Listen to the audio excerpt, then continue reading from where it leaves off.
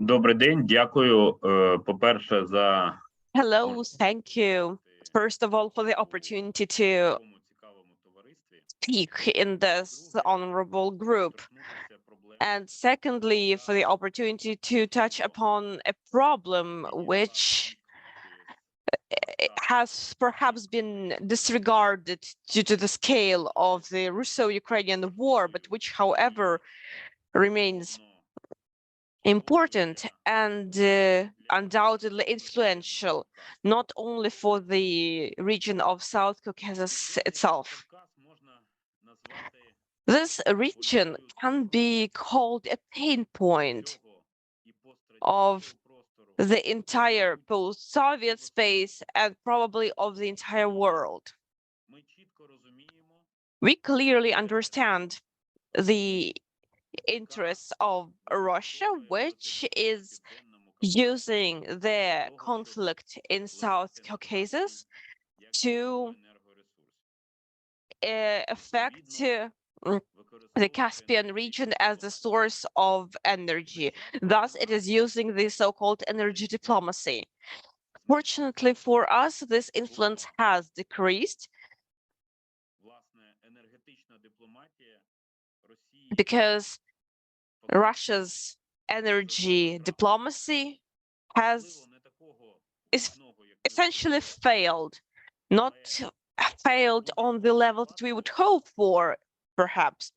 But in any case, the fact that Germany has given up on Russian gas is, I think, a highly important step towards Russia's decline.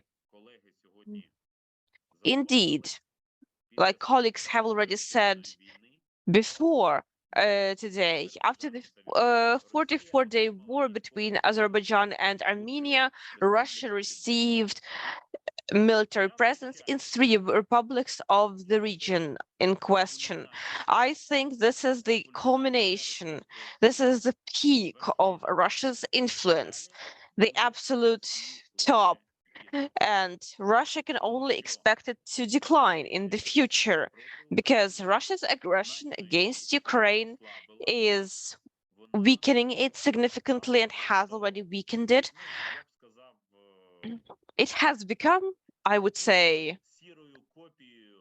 a weak, pale copy of the Russia that people were talking about for the longest time. Gela has mentioned Georgia, he has mentioned the Russian Dream Party, Dina Ivanishvili, and I will mention the former Georgian president, currently citizen of Ukraine, Mikhail Saakashvili. I have never been a big fan of his political activity, but credit where credit's due. He was a noticeable politician. And what is happening now with Saakashvili in the Georgian prison is a big challenge for Georgia and for the entire region as well, because this demonstrates the anti-democratic nature of the Georgian authorities, and it undermines the reforms that Saakashvili himself implemented back in his day. It is А also еще хотел бы important that обратить ваше in внимание на autumn тот last факт, year, dozens of thousands of Russian citizens, out of a sudden, they ran away to Georgia and Armenia from mobilization announced by Putin.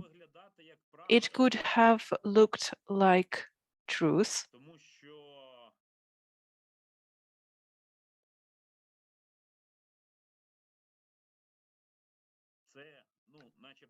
because this is kind of a normal reaction to those citizens of the Russian Federation who still have the remnants of the self-preservation instinct. However, the customs officers of Russia are still belong to FSB, and I don't think that they just opened their borders for citizens of Russia.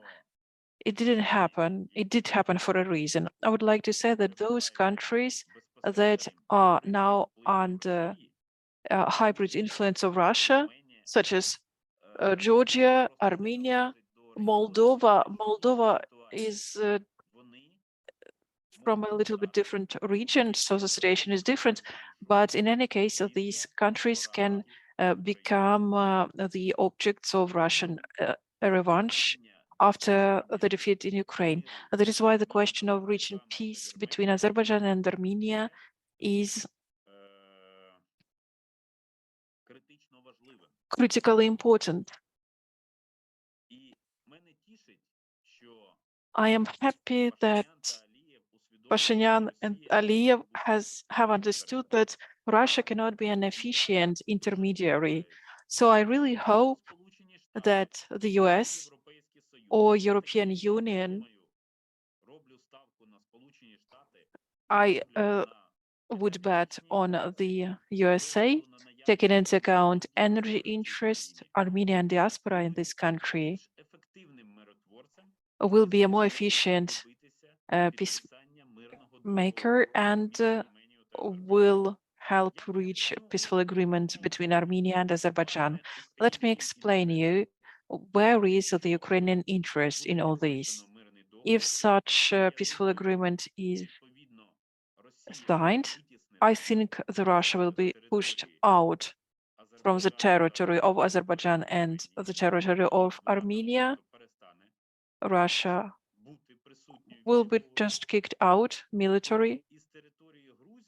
It seems to me that from Russia, which is occupied, 20% of has been occupied by Russia, so Russia will be forced to leave Georgia. It seems to me we will see it, and I hope that it will happen within the nearest years.